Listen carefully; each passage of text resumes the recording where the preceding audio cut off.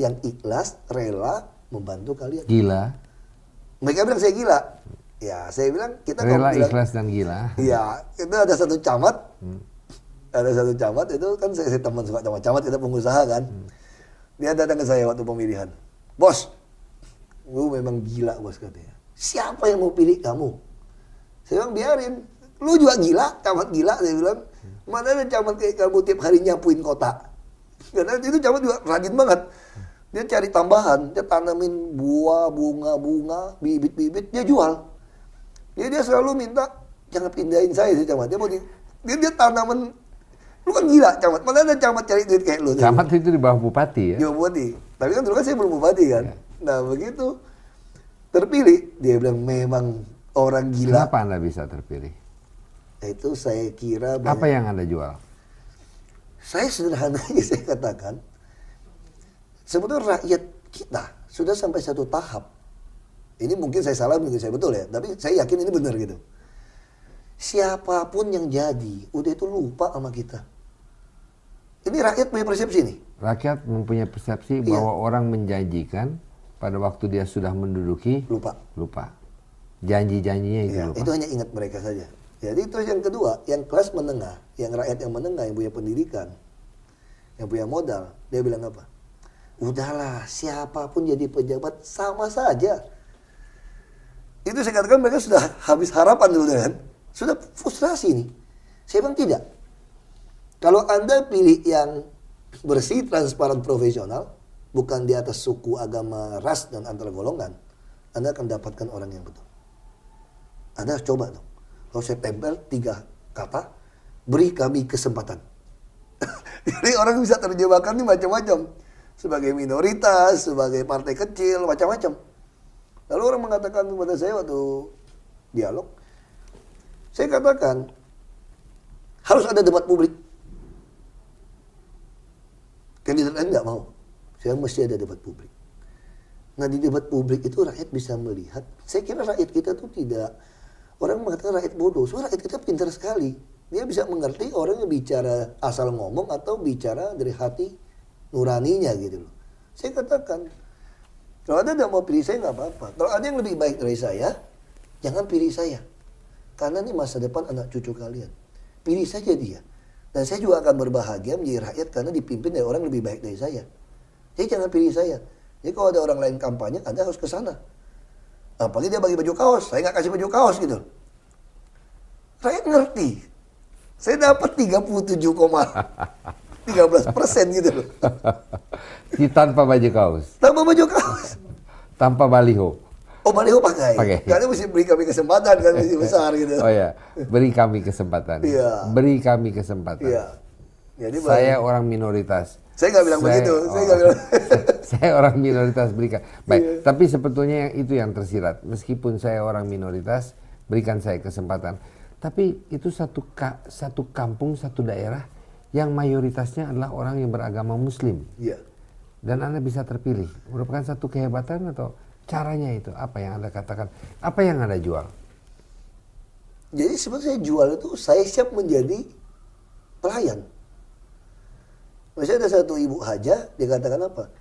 Kapan lagi kalian tidak mau pilih si Ahok katanya jadi bupati? Mana bisa kita dapat orang yang sekolah S2, punya uang, di kampung ya, saya dibanding Jakarta nggak ada, di kampung ya saya orang kaya lah kira-kira Pak. Punya mobil 2 biji ya orang kaya kira-kira di kampung kan. Punya uang, kita perintah-perintah katanya. Ibu Hajah bilang, ini orang S2, ini orang keturunan, kita perintah-perintah. Iya kan, kapan lagi kan? Dia mau ngelamar jadi pembantu nih. Jadi kapan lagi? Jadi ini salah satu mereka bikin joke gitu ya. Yeah. Nah tapi kalau kita analisa secara politik, Ibu Hajah itu you bayar juga untuk ngomong gitu enggak? Kita nggak bayar. Mereka tuh betul-betul antusias datang. Saya bagaimana mau bayar? Istri saya cuma kasih saya terus terang 800 juta untuk kampanye bupati. Dari janji 1 miliar dia hanya kirim 800 juta. Ternyata apa? 200 juta dia colong dia istilahnya kan, colong tanda kutip, dia renovasi rumah, dia rehab rumah. Enak aja kamu nggak bisa untuk stiker.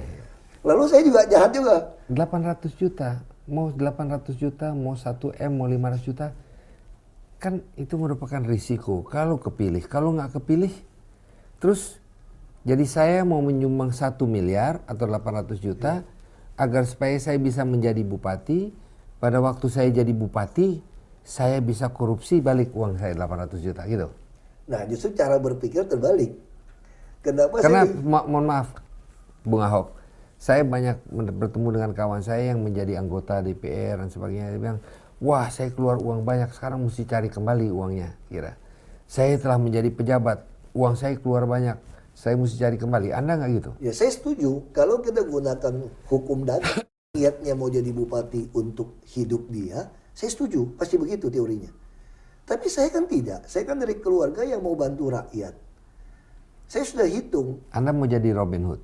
Bukan Robin Hood, kalau Robin Hood mencuri orang kaya bantu orang miskin dong. Nggak betul juga. Jadi yang saya lakukan, saya adalah orang yang biasa bantu rakyat. Saya punya uang 1 miliar.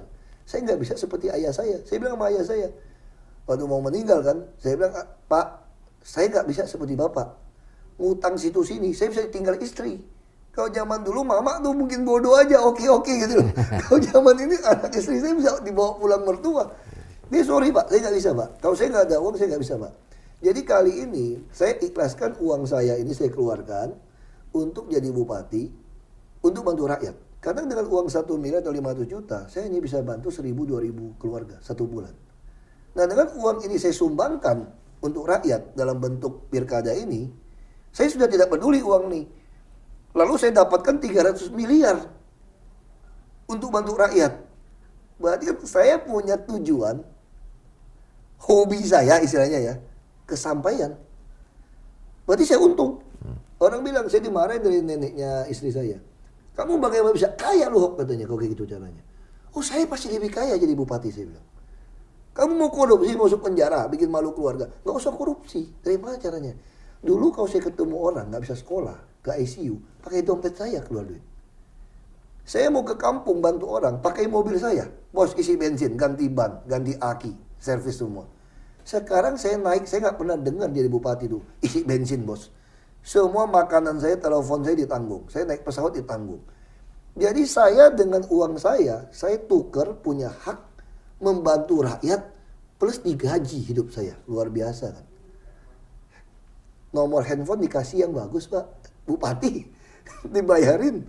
Kemana-mana transport dibayarkan. Sampai listrik, rumah, semua tamu dibayarkan Pak. Jadi kalau dulu orang datang ke rumah saya, mama saya teriak, kopi habis. Inilah mama, kita buka pabrik gula di sini. Gula beli terus. Kan tamu datang kopi terus kan. Jadi bupati, gak usah keluar uang kita Pak. Gak pernah kehabisan kopi. Gak pernah kehabisan gula. Jadi kan satu kebahagiaan tersendiri. Ini